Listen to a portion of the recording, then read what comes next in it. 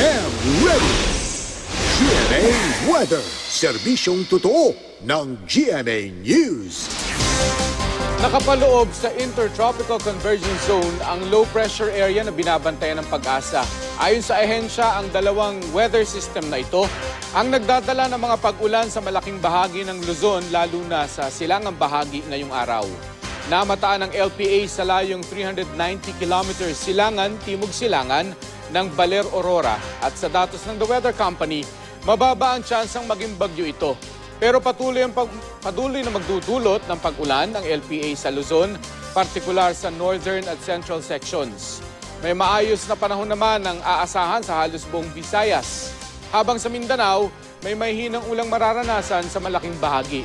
Mataas din ang tsansang magka-thunderstorm sa northern Mindanao at Davao region. Yan ang latest mula sa GMA Weather. Magplano para sigurado. I am ready. Serbisyong totoo ng GMA News.